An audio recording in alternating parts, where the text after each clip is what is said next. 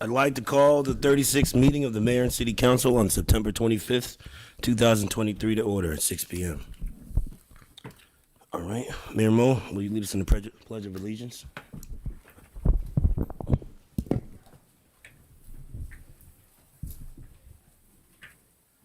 I pledge allegiance to the flag of the United States of America and to the republic for which it stands, one nation, under God, indivisible, with liberty and justice for all. Thank you. Madam Clerk, please call the roll. Councilman DeWalt. Here. Councilman Cole. Here. Councilman Sidnor. Here. Councilman Mitchell. Here. President Smith. Here. Mayor Mo. All right. Agenda item number 4 is the approval of minutes. Does anyone have any amendments to make? If not, I'll entertain a motion. Mr. President, I make a motion to approve the minutes work session for June the 7th. Can I get a second? Regular session. We can call them all out. All right. On June 12th, July 5th work session, July 5th closed session, July 10th special work session, July 10th closed session, July 10th regular meeting, July 24th special work session minutes, and July 24th regular meeting. All right. Can I get a second? I'll second that. All right, Madam Clerk, please call the roll. Councilman Sidnor. Yes. Councilman Cole. Yes. Councilman DeWalt. Yes. Councilman Mitchell. Yes. President Smith. Yes. Motion carries. Agenda item number 5 is a report of the Mayor and City Council, and I will start with Councilman DeWalt. Good evening, everyone. It's great to have an open meeting with a lot of people here. It beats that Zoom anytime. I would like to go over not the things I've done in the community in the last couple of weeks, but I would like to, since we're here for a couple reasons, and plus we're here for the possible unionization of the DPW. I was at the FOP candidate forum, and the fourth question really caught my eye, and I want to read it to everyone, because this is exactly what DPW is trying to reach. The FOP has had a long-standing working relationship with the Mayor and City Council of Laurel. The FOP is currently in our 4th collective bargaining agreement, so that's going on 10 years with the city. Collective bargaining has done wonders to bring our police department up to the level of surrounding jurisdictions in terms of pay and working conditions. It has directly contributed to an improvement in retention to our officers. As a city official, what would you be supportive of continuing collective bargaining, and why? Now, the FOP has had this for 10 years. The Department of Public Works employees are essential to our city in functioning well. And as a matter of fact, if you lump all our employees into one, they're all essential, especially when we deal with a flood, snow emergency, a tornado one year that we dealt with, and everything.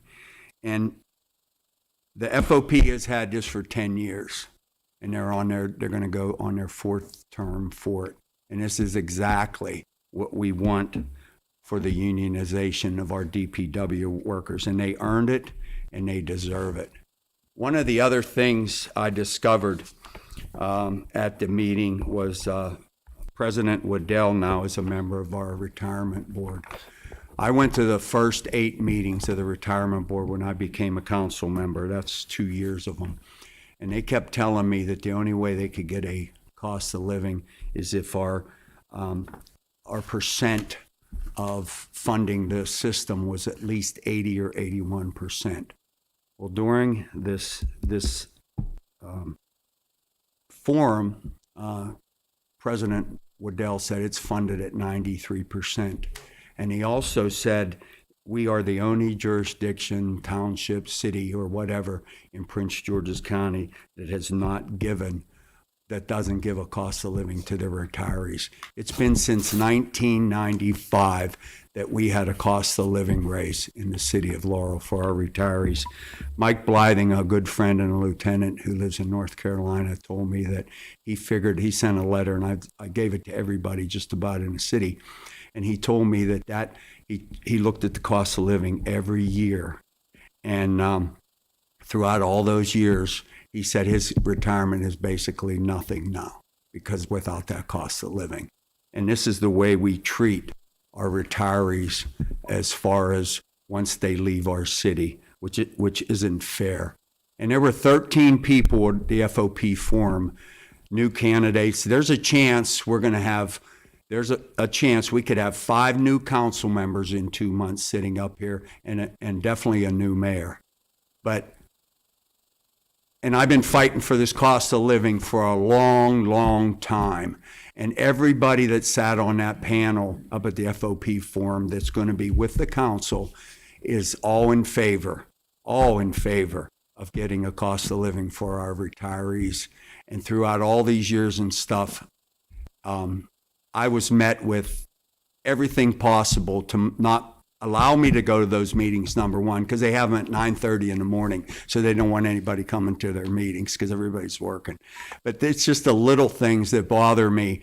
But here it is now. We have everybody that sat on that forum now will work and possibly get our retirees the cost of living they deserve. And just a hands up, how many people in this audience would support, if you knew the circumstances just like I told you, how many of them with your hands raised in the air would support a cost of living for our retirees?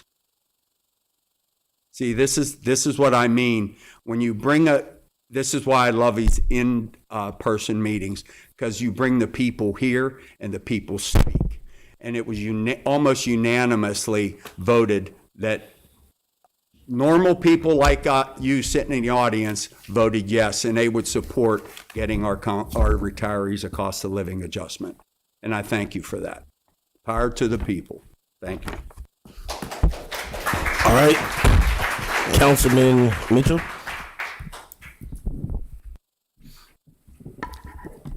Oh, I couldn't hear you, my bad. Thanks. So I will start, September 12th, I went to the Nigerian embassy to join some lawmakers in protest of anti-LGBTQ actions taken in Nigeria. Later that evening, I visited the South County Democratic Club, where I was a speaker talking about engagement and being in the community. On the 13th, I went to Laurel Cat's fundraiser at Amber Spice Restaurant. It was my first time at Amber Spice. Definitely a very nice restaurant. On the 14th of September, Howard County, they had a rent stabilization press conference. And so they invited me there to support them and to speak. And of course, that was something that started right here in Laurel. And so, locally focused, but a statewide impact, as you guys can see. Then later that day, I stopped by the Knights of Pythias meeting right there on Montgomery Street. Last Friday, which was September 15th, I went to the Road to 2024 conference hosted by Politicking in Downtown Locker Room at Howard University to encourage the college students to become engaged in the election process, and especially the upcoming election process.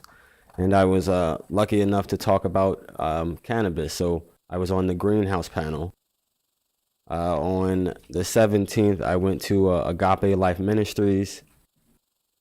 On the 18th, which was last Monday, I went to the Bi-County Business Roundtable at AutoNation Chevrolet right here in Laurel. It was very well attended by a lot of small business owners, and even our state's attorney came by, and it was great to have a conversation with delegates and elected officials from across the county lines, because as you know, Laurel joins with many counties, and so we had representatives from Anne Arundel and Howard County there. On the 21st, I attended the Laurel Board of Trade networking session at Acapulco. So kudos to them for their successful networking event. September 22nd, I had the pleasure of being in Philadelphia for Black Cannabis Week. It was their 6th annual conference at Temple University, talking about the future of cannabis. And I wanted to put a date out there on the 14th. There'll be an expungement clinic at Laurel Library. And so I'll be working with Community Legal Services and Greenpoint to actually facilitate this event. And so, it's been very important to, help people get freedom on paper. And, it's something that we try to do every 3 months, quarterly.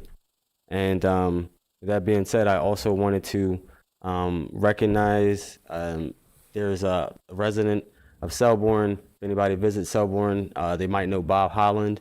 Bob Holland, he passed last week. And so just wanted to, send some prayers out to Bob and his family. And with that being said, I close. Thank you, Mr. President. All right. Next, we have Councilman Cole.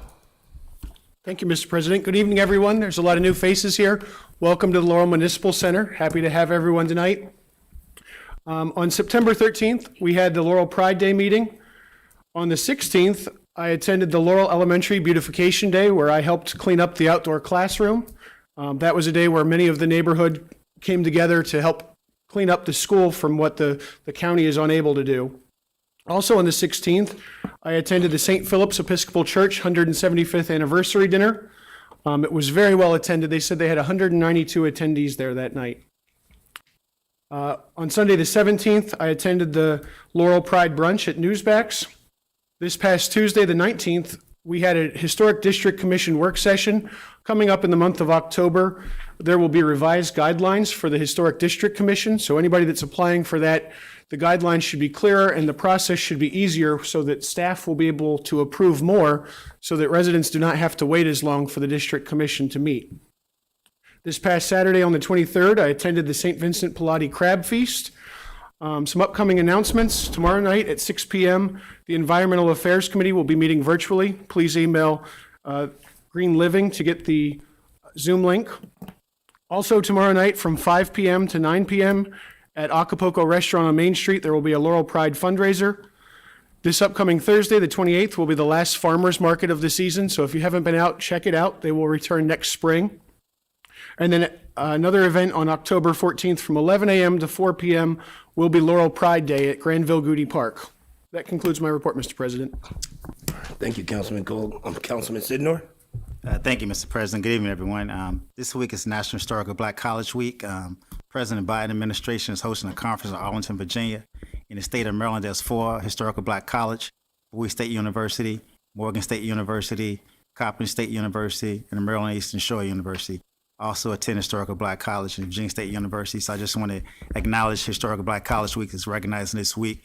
They host a lot of events throughout the country and scholarship for people going to college as well. So just want to recognize that, Mr. President. That concludes my report. Thank you. All right, thank you. I'll go myself before I move on to Mayor Mo. This week, last week that passed by, I was able to go to the Congressional Black Caucus conference in D.C. They're able to learn about different legislation different states are doing and different initiatives. Well attended, of course, and all in the evening got to go to the receptions and meet other congressmen in our delegation here, and I was able to attend our Maryland reception here as well, which was very well attended. And I commend them for actually the Maryland party for putting on a great reception.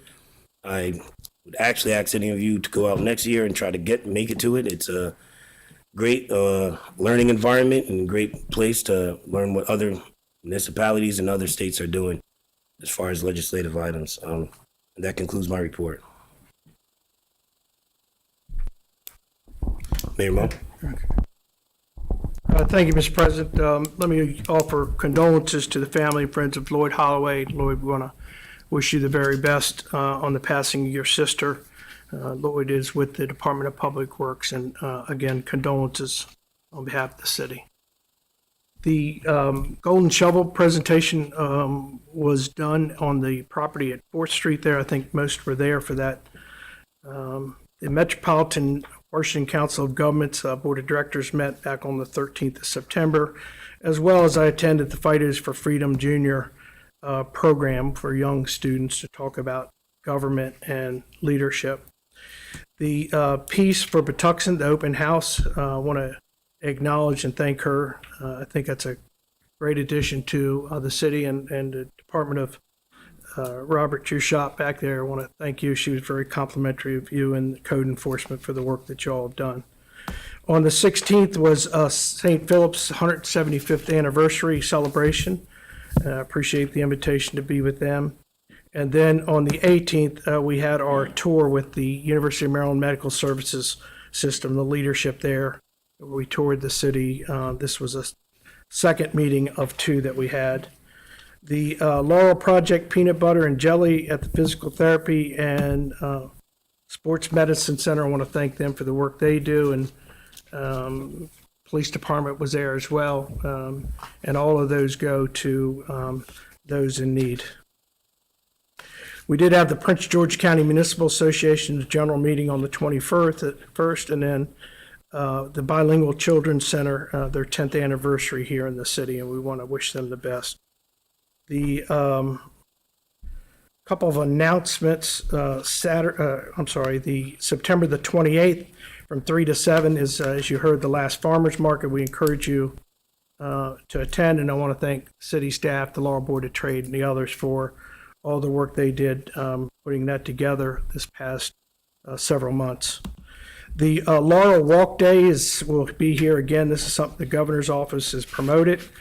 It'll be here at City Hall starting at 11 a.m. The walk begins at the center here, and for those interested, just be here on October the 4th at 11 a.m. We are doing the dedication of the Overlook Field to Marcus Colbert at 6:15. Marcus was a member of our Department of Public Works, and we have made a commitment to make sure that Marcus's memory is always in everyone's minds. Both his parents will be there, as well as hopefully those at Public Works and others here at City and the community. The next day, we'll be doing the rededication of the Laurel Municipal Center. As you know, the council approved former Mayor Joe Robinson's name to be placed on the building at 11 a.m. outside. And we have several proclamations, but I'll wait on those. And I did want to add, because I think it's important, a couple comments on the retirement. First off, the pension board is an all-volunteer group. It's also made up of city employees, one from the police, one from the administrative side. I want to commend them for the work they do. I also want to remind those that when you attended the Board of Public, when you attended the meeting, they also said they didn't have the money, and for council to provide that funding, which was never done. Everybody wants to have a 2% or 3% COLA whenever you can afford to do it. They have a job to do. They do it well. And all they said was to make sure you provide the funding if you're going to do that. And that's a big chunk of change. My administration put in over $4 million in extra funding over the years, and we've been able to make some money with the investments as well. So I just want to make sure that that's straight and that's in the record. And Mr. President, that concludes. I have some proclamations that we'll post on the social media. Okay. Thank you, Mr. President. All right, thank you, Mr. Mayor. I understand you have some appointments to make. Mayoral appointments of Maria Gonzales Jackson, Chair of the Education Committee, Ryan Reed, Vice Chair of the Education Committee, and Denise Walker on the Arts Council. All right. Mr. President, I make a motion. Before I make a motion, can I say a few words about Sure. Ms. Jackson, Ms. Reed? Actually, was on a committee with Ms. Jackson and Ms. Reed when I first got on the council. It was a pleasure working with you guys. I see you still standing strong, and Hope you guys continue to do the wonderful work you're doing, because y'all know education is a top priority of mine as well. So, so it's a pleasure to appoint you guys, reappoint you to back to Education and Advisory Committee, and also Ms. Denise Walker to the Arts Council Committee as well, Mr. President. All right. I'll second the motion. All right, Madam Clerk, please call the roll.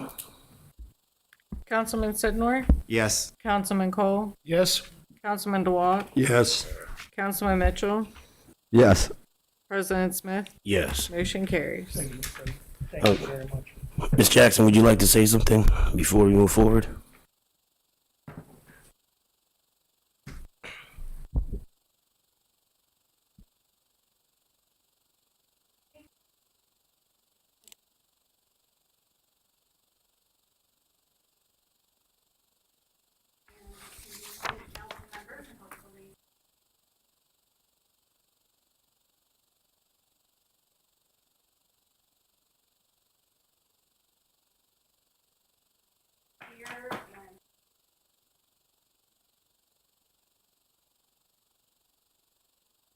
Thank you. Right. Agenda item number 7 is the general public hearing, which I will open at 6:21 p.m. All right. And Madam Clerk, is there anyone signed up to speak? And yes, I know that because I have a list here. And I will call on you. Please state your name and address for the record. And I will call on Tony. Excuse me if I mess up your last name. Tony Toskov. All right.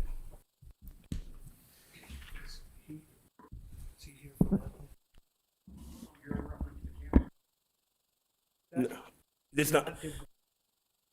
Sure. If I might, we pulled back on. I'm sorry, should have stated this in my report. We pulled back on the cannabis bill. There is, we're getting some, we had a mile in there. They're saying that you can't do it. Now they're talking about making sure the next legislature, they're going to do some things. So we pulled back on that. We've asked the president for 2 weeks, and then we'll come back with the changes on that. So that's not on the agenda tonight, but you're more than welcome to speak. I mean, is anybody interested in kind of knowing what they're putting forth on the, yes? But he may want to wait because the court reporter's here for the other. On the, I mean, you can speak if you like. So I just wasn't clear when they said it in reference to display of cannabis. What exactly did that mean? Are they talking about like a jar of flour? Or are they talking about something that's pre-packed? I'm not 100% sure what they meant. Director Love, would you like we to? have to go with the director who's been working with them.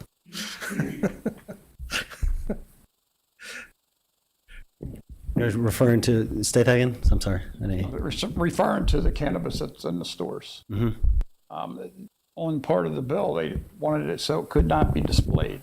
And I wanted to know what part of it weren't they about displaying it? Is the stuff that's pre-packed, or are they talking about the flour? Talking about the flour, not the pre-packed. The pre-packed fine. Okay, we do not display flour. Okay. Already, and none of the stores in Maryland display flour in a jar in the stores.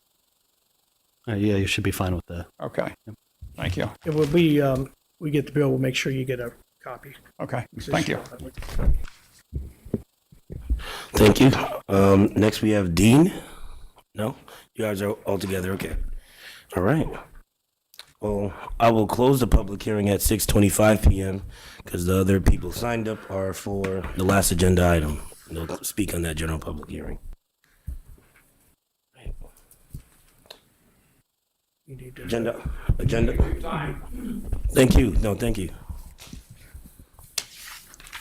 Agenda item number 8 is the second public hearing of ordinance number 2016, text amendment number 264, an ordinance of the Mayor and City Council of Laurel, Maryland, to amend the Unified Land Development Code, Chapter 20, Land Development and Subdivision Regulations, to update the use tables in residential, commercial, and industrial zones, to update the schedule of the parking requirements, to update the special exception section, to update the exceptions and the supplements to zone regulations, and to update the definitions therein and providing an effective date.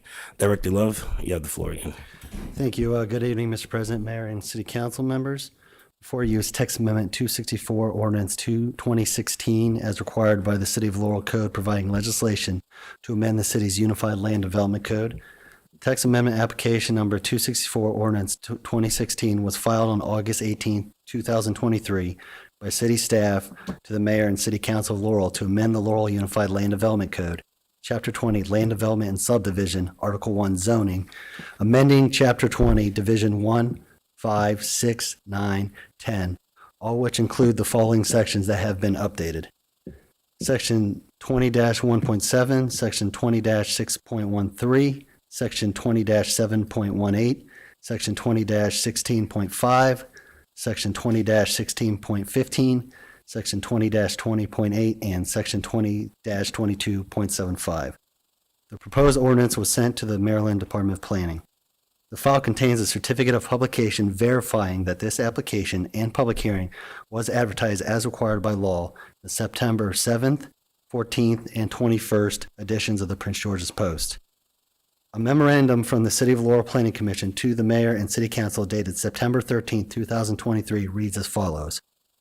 At the regular meeting of the City of Laurel Planning Commission held on September 12, 2023, the following action was taken on the subject zoning application. The commission, on motion by Mr. Wilson, seconded by Mr. Kish, and carried on a roll call of all members present, voted to recommend approval of text amendment application number 264, ordinance 2016, as presented in the technical staff report and proposed ordinance to the mayor and city council. That concludes the reading of the file, Mr. President. Thank you. Thank you, Director Love. All right, and I'll open the public hearing on this at 6:27 p.m. Madam Clerk, I'm going to ask you formalities. Is there anyone signed to speak on this? All right. Well, I'll close the public hearing on that at 6:27 p.m. And does the council have anything to say, any discussion or questions before we move forward? All right, then I'll entertain a motion. Mr. President, I move that we adopt ordinance number 2016. All right, can I get a second? I'll second. Thank you, Councilman DeWalt. Madam Clerk, please call the roll. Councilman Cole, Yes. Councilman DeWalt, Yes. Councilman Sednor, Yes. Councilman Mitchell, Yes. President Smith, Yes. Mayor Mo. Concur. All right. Agenda item number 10 is the second public hearing with possible action on ordinance number 2017, an ordinance of the Mayor and City Council of Laurel, Maryland, to amend the Laurel City Code to remove Article 4, Labor Code, from Chapter 12, Police Department, and create a new Labor Code, Chapter 13, and provide for an effective date. I've read the title into the record for the second reading. Mayor Mo or Mr. Lucci, is there anything you'd like to add about this agenda item? All right. Well, I will open the public hearing. Oh, sorry. Mr. Lucci? Yes, good evening, President, members of the council. Oh, going from red to green. Good. Afternoon, members of the Laurel City Council, Mr. President, Mr. Mayor. Ordinance 2017 takes what's been the labor code for the police department employees for the past 11 years and transfers it over to its own labor code, and in so doing, incorporates the Department of Public Works into the coverage of that without making any real substantive changes, but rather going on what's been working for the police department for the last 11 years. If you want, I could walk you through the changes that are being made that are different from the current labor code. And I'll start with page 1. It includes and references several times which classifications will be in the new Department of Public Works bargaining unit, and that includes Project Inspector 1, Project Inspector 2, Crew Leader 450, Crew Leader 425, Crew Leader 445, Equipment Operator 450, the whole Equipment Operator series, auto mechanics, laborers, all within the Department of Public Works would be part of that bargaining unit.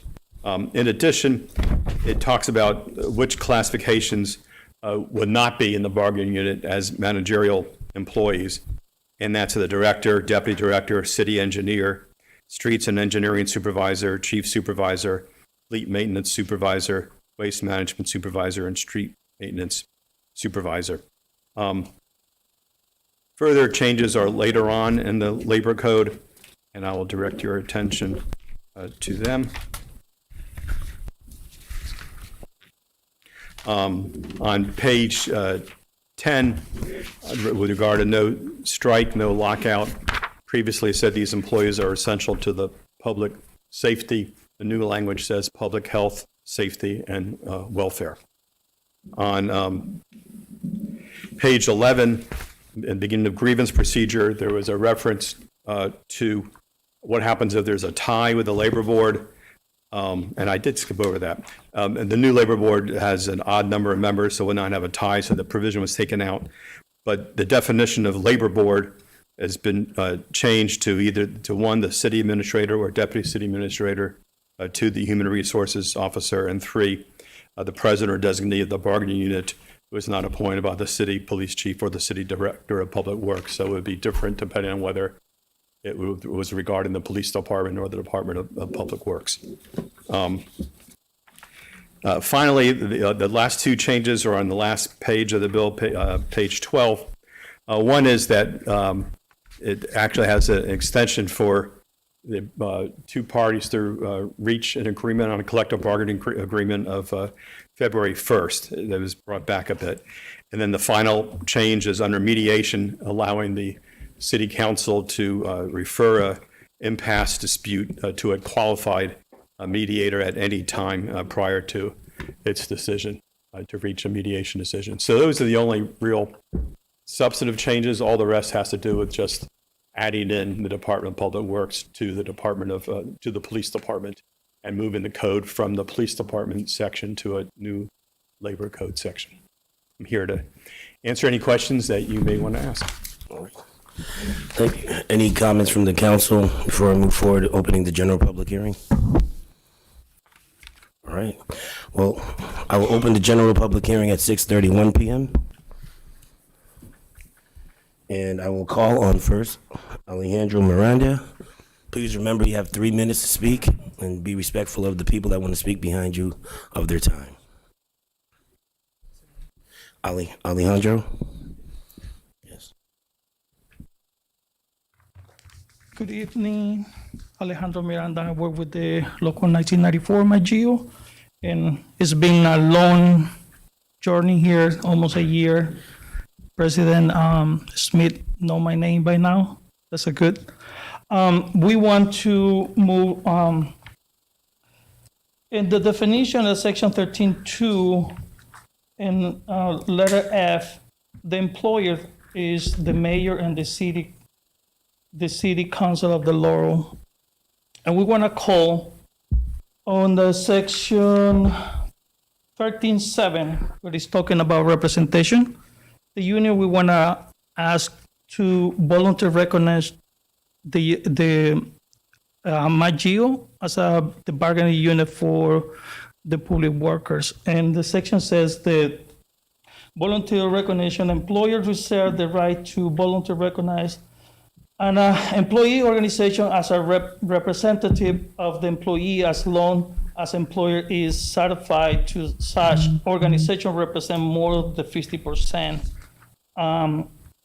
of the bargaining union members.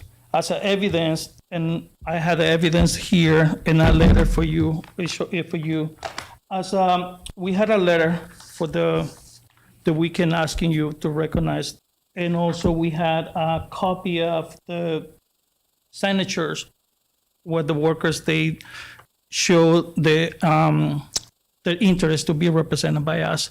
So let me give you one of each of you. So it's one for each of you. This is for the mayor. So we believe the labor code is going to pass today, and we would like to ask you to recognize volunteer to be represent the workers because they deserve. Thank you. Thank you. Next, I have Gino Renee, president of the UFC. Good evening, Mr. Mayor, Mr. President, council members. On behalf of DPW employees, I want to thank you for following us on this journey. I know our interactions at times have been contentious, but I believe that we're at a point where we're all in favor of granting collective bargaining rights to DPW workers. And it's been an interesting journey. Laurel City has what I consider to be a unique system that I have not been accustomed to working with, but nonetheless, even in my old age, I'm always willing to learn how to operate under new processes and conditions. And I look forward to working on behalf of these employees who well-deserve collective bargaining and reaching a collective bargaining agreement that both sides can live with, but best serves the interests of these employees while also serving the interests of the worker, of the community they serve. In an ideal world, we could have had a work session with all the parties at the table. And when I spoke earlier about Laurel City having a unique process, I'm accustomed to working with legislative bodies where they have as many work sessions as possible with the affected employees that the legislation is going to impact to make sure everybody's on the same page, understand intricacies of the proposed legislation, but more importantly, hear from the affected party on how the legislation will impact them. We didn't have that opportunity here. I'm not here to criticize. I'm just making an observation. I believe if we had, we still would not be in disagreement with a couple key provisions of legislation. I've been doing this work for 40-some years, and I've co-authored literally dozens of collective bargaining statutes across the state that have been enacted for decades and have worked well for both sides of the table, the labor side and the management side. And collective bargaining to a certain degree is an art of compromise, an art of understanding one another's priorities and needs, but more importantly, finding the deal and signing off on it. In this collective bargaining are two major deficiencies, in my professional opinion. One is the composition of the proposed labor board, in that there isn't an impartial voice on that board. You can't have an equitable and fair arena if there isn't an impartial voice to bring sense to the issue and to simply try to draw the two opposing parties together. That's the role of an impartial voice. The second deficiency, in my opinion, is the bargaining impasse procedure. As proposed, think about this a minute if you were one of the DPW employees. You spend potentially months at the bargaining table, a lot of long hours, and despite your best efforts, you just can't get to that deal. So an impasse is called.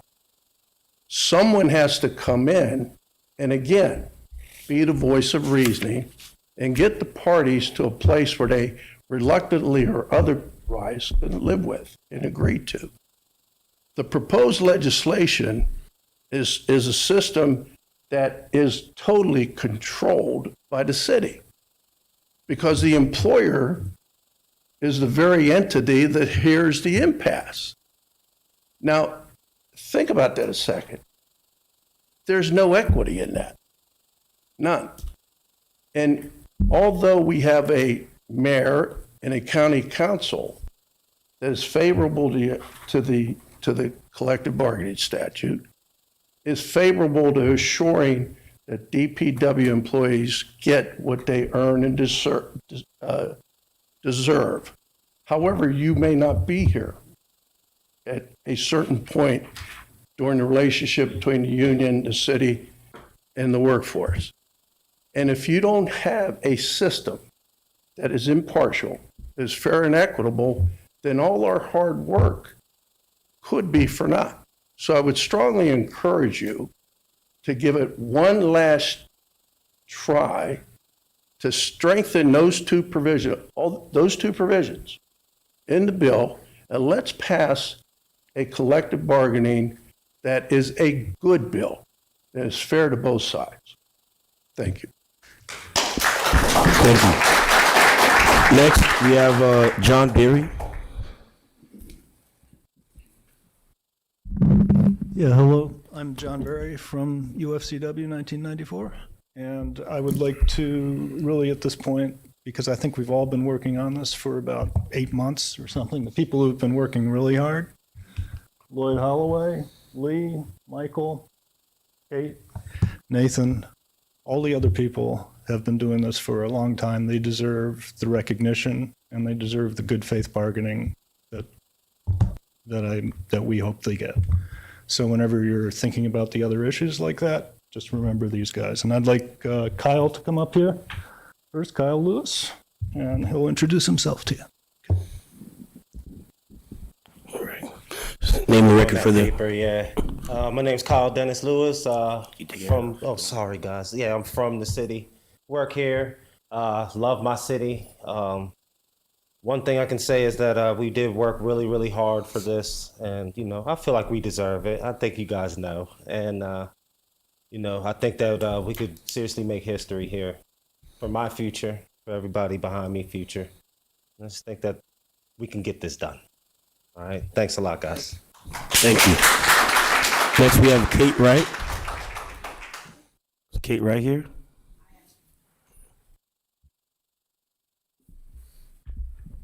So my name is Kate Wright, and I live on First Baptist Lane. I've been administrative assistant for the Department of Public Works for over 7 years now. Few things in life are perfect. The ordinance we have before us today to grant collective bargaining to the Department of Public Works, it isn't perfect, but perfection should not be the enemy of good. We would like to see the council make edits to certain sections to be more inclusive, closing a loophole discussed 2 weeks ago concerning position titles, for revisions to include supervisors who have no ability to hire or fire, and eventually the inclusion of binding arbitration. But even without those things, even with its imperfections, just gaining the right to collectively bargain for most of the public work employees is a good thing. And just to go off script for a moment, my father, he was a fire marshal and lieutenant in the Baltimore City Fire Department, a member of the officers union. My grandfather, the same. And my uncle was in the Baltimore City Police Department, or actually Baltimore County Police Department. All of them members of unions. So I've seen my whole life the benefit unions can bring to people. So with that in mind, I stand here, just as I said months ago, back in February, possibly a little bit after that. There's no guarantee after the elections this fall that the city council will still have a majority of members who support a union. And that remains as true today as it was then. So what's most important today is that this ordinance be passed so that we can be sure it will pass, and also to allow the voluntary recognition of McGeo as our bargaining representatives as allowed in 13.7. Because what imperfections exist right now can be corrected in the future. So today I am encouraging the City Council to pass Ordinance 2017 so that the Department of Public Works can collectively bargain. Thank you. Thank you. All right. And Madam Clerk, do we have anyone else signed up to speak? Anyone? Lloyd Holloway? Just, I know your name, but please state it and your address for the record. Yes, my name is Lloyd Holloway. I live on Split Road Lane. First, I want to start off by thanking Martin Mitchell and Mayor Mo for reaching out to me on the passing of my sister yesterday. I really appreciate that. My family does too. I'm here because I wasn't going to come, but she's been supporting me this whole ride, this whole journey, so that's why I'm here. As you know, everybody behind me, we work very hard every day to keep the city of Laurel going strong. Kate and all the administrative staff, they first line because everything goes through them. And without them, we can't get the work done, And I'm just saying, we deserve everything that's coming towards us. I used to work for PG Parks and Recreation for 14 years. same type of work. Administrative staff was included with collective bargaining, union, and everything. And it just trickled on down. Yes, management wasn't included. I understand that. But all those that put in the work, like I said, from the receptionists to the laborers to the workers, we deserve everything that's coming our way. And I just hope y'all continue to do the right thing, and let's make this happen, and we can make it a smooth transition. Thank you. Thank you.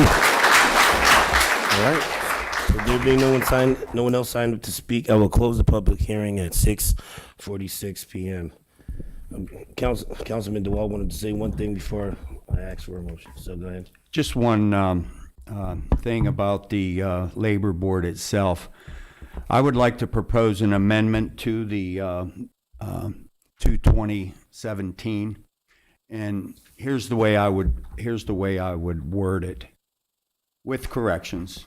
A labor board shall be established to conduct fact-finding and to facilitate the resolution of grievances as described in B above and impasse in collective bargaining pursuant to section 15-3. The labor board shall consist of 3 members, one from management representative appointed by the mayor and who is not a manager of the police department or Department of Public Works. The other one is a union representative appointed by the president of the certified employee organization. And this third one can be a combination of different things, but we want it to be an impartial, fair, and equitable mediator, such as a federal mediation and conciliation services mediator, or as Councilmember Cole suggested to me, use a state labor board qualified mediator as what the teachers use, or other mediator if mutually agreed to by the city and employee organization.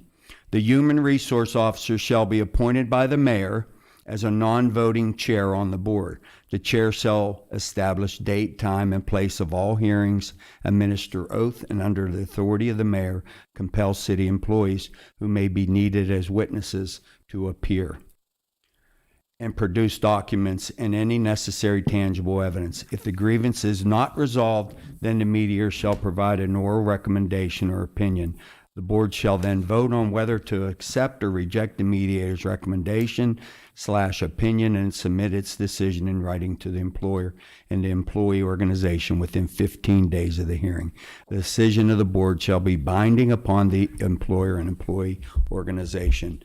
This would make it fair, impartial, and equitable to have a mediator such as that to with the grievance procedure and everything like that. Just this one paragraph would produce an absolute fabulous labor board for these employees that really deserve it. Thank you. All right. So, Councilman Mitchell. Yes. So after hearing everybody speak, I appreciate everybody for coming. I know that it's been almost a year, as John reiterated, and so definitely, still standing with you guys. The biggest thing that I was concerned about was that 13.2 C section, making sure that the administrative staff is included. From just me understanding the Department of Public Works, admin is the body that keeps everything moving, and so if they didn't have that admin staff, they wouldn't be able to do their jobs, and so it's critical that they are considered. And what I've seen, of course, Kate and other admin people come, and so the fact that admin can't be included, or as mentioned, there's been admin that are included in union other places, so I think we definitely need to give that consideration. As far as the impartial board, I completely agree with Carl, and even if we went along with James' suggestion of the impartial labor board, I don't really see how the board could be impartial if it has the HR rep and the CA or deputy CA, and then I guess if we agree that one union rep. For the most part, the way I see it is always going to be 2 to 1, and you should have that mutual impartial tiebreaker. As far as the impasse process that was something I brought up. If we adopted that impartial labor board, that we would scrap some of the language for the impasse process. I think from the suggestion of the mayor, they didn't want to touch that, but I know that we still vote on collective bargaining, right? Every 3 years, we still vote on collective bargaining, and so to say that the council wouldn't have a say in budgetary things and financial things, that's just not true. And of course, when these impasses happen, financial considerations are given. So, again, I want to push back against the idea of that, if the council didn't have control over the grievance process, it's going to bankrupt the city or somehow financially put us in turmoil. And, with that being said, of course, we know that we want to continue pushing everybody, and hope is the next thing that, that Parks and Recs will be allowed to, get in the collective bargaining and make sure that they have their union rights as well. That's all. Mr. President, I'd like to put that amendment I just read up to a vote as a proposed amendment toward that, if I could have a vote on it with the council. Is there a second? Second. Madam Clerk? I'm in our discussion. Oh, yes. Calling for. I think he wanted Comments or discussion on that? I'm sorry, you want to speak first before you go? So you're asking for a vote on the amendments? On the amendment that I read. So are we going to discuss those, or we're just going to vote on it as it is? We can discuss it right here. All right. Absolutely.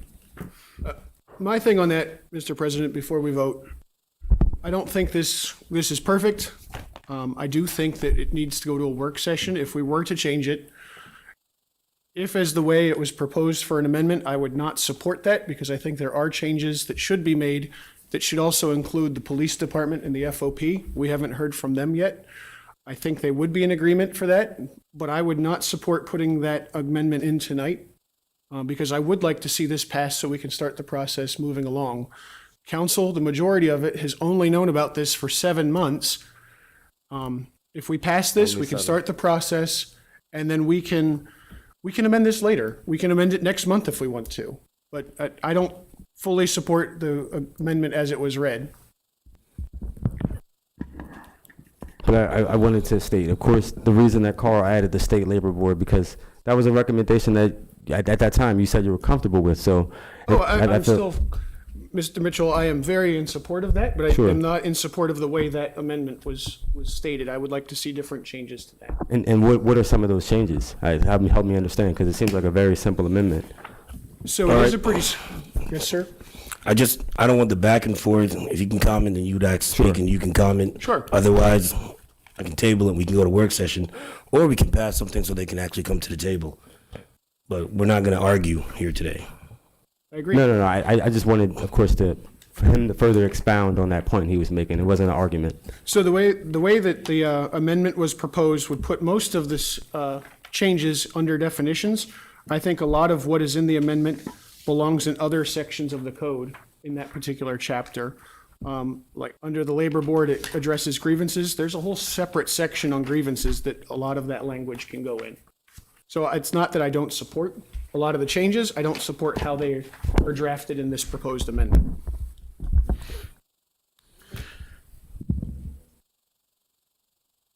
Excuse me. Any other comments? Yeah, I'd just like to ask Councilmember Cole.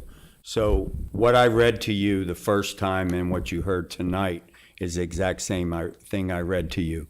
And what you're saying is that it's just not you agree with everything that's written in there, but you don't agree with where it's at as far as in the code itself. Correct. I just don't know that we would have to speak with council, but I don't think that the way it's written in that one large paragraph that would be the way to pass that. But you agree with everything in there, correct? Correct. There's a lot of things in there that I agree with that we think we should do, but I want to see something that we can pass tonight. Well, we can do that at another time, correct? We can change stuff as long as we get something in there, correct? That is our job, yes. Okay. All right, well, are there any other comments for discussion before we move forward? All right, well, Madam Clerk, please call the roll. Councilman DeWalt, Yes. Councilman Mitchell, Yes. Councilman Cole, No. Councilman Sidnor, No. President Smith, Yes. Mayor Mo. Sounds like that amendment passes. I'm sorry. Yes. All right. Well, there no further business to come before the council this meeting. Mr. Mr. President, you call for the motion for the amendment on Council Member DeWalt read in the record, not for the ordinance. I'm sorry. I forgot he even called the motion. I was calling for the vote of the bill. So, the amendment is in there. Call the roll.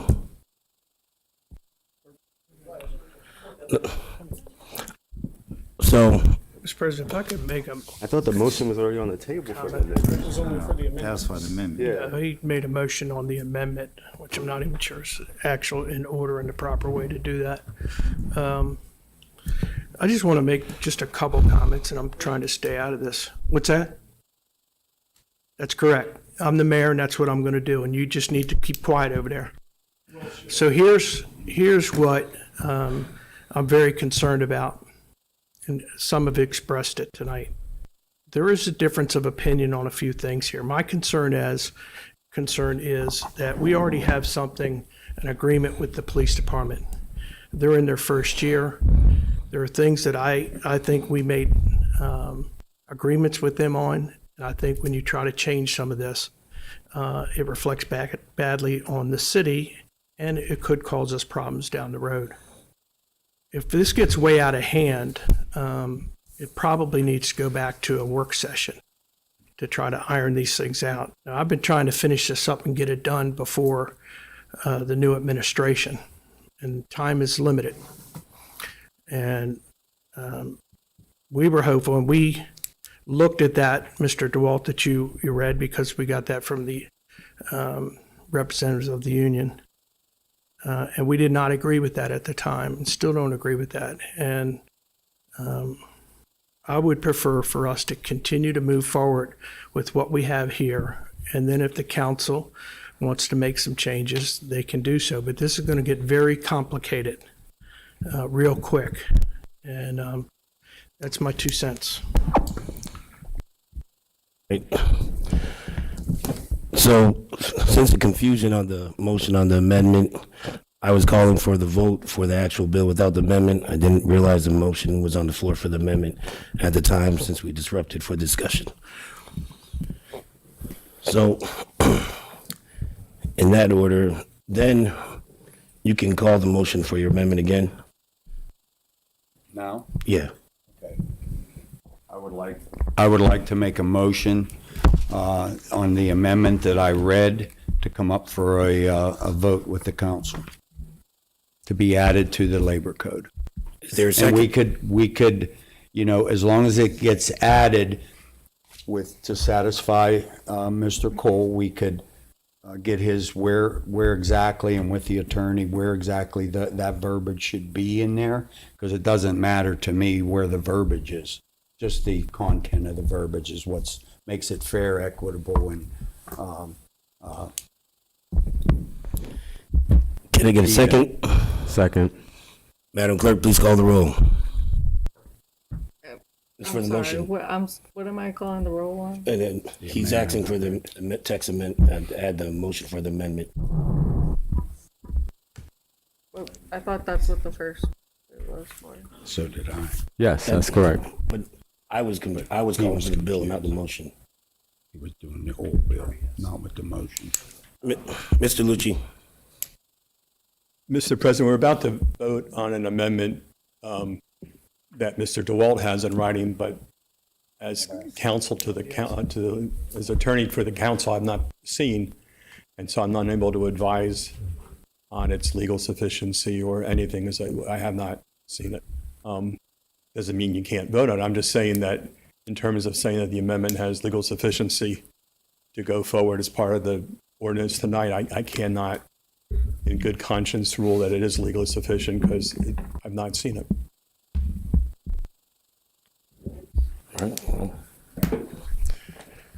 Mr. President, can I have a recess? Sure.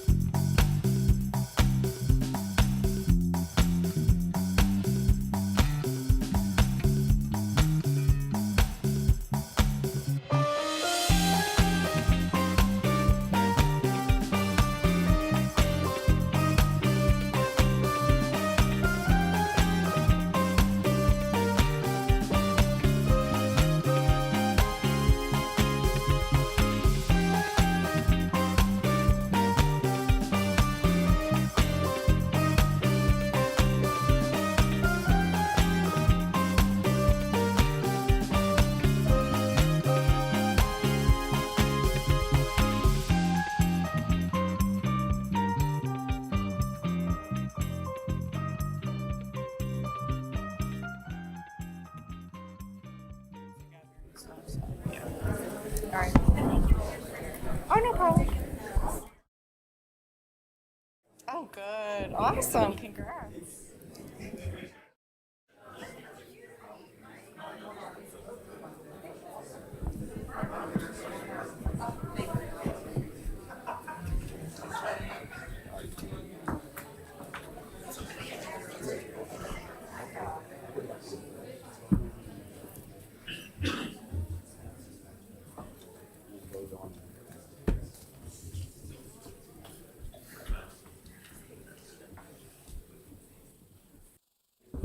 All right. I'd like to call to order. All right. We're back on agenda item number 10. All right, I would like to make a motion to vote on the amendment that I proposed, not particularly here, but the verbiage throughout the labor code and or anything wherever the attorney seems it necessary, but as long as the language is in there, I have a vote on the amendment itself. Is there a second? Second. Madam Clerk, please call the roll. Councilman DeWalt, Yes. Councilman Mitchell, Yes. Councilman Cole, I am not sure what I am voting on, so I'm going to vote no. Councilman Sidnor, No. President Smith, No. motion carries. All right. I'll entertain a motion for the bill as is. Mr. President, make a motion to adopt ordinance number 2017. All right, can I get a second? I'll second it. All right, Madam Clerk, please call the roll. Councilman Sidnor, Yes. Councilman Mitchell, Yes. Councilman DeWalt, Yes. Councilman Cole, Yes. President Smith, Yes. Mayor Mo. I'm going to concur, and one of the items in this is the labor commissioner. So we need to get that on board as quickly as possible. We're going to be able to talk with our attorney and Mr. President to help save time and move this along, possibly have maybe a special meeting to make that appointment, get it confirmed so that they can move forward with the representatives of the union. So I'll keep you posted on that. So thank you all very much. Thank you, Mr. President. All right. Well, there being no further business to come before the council tonight, this meeting is adjourned.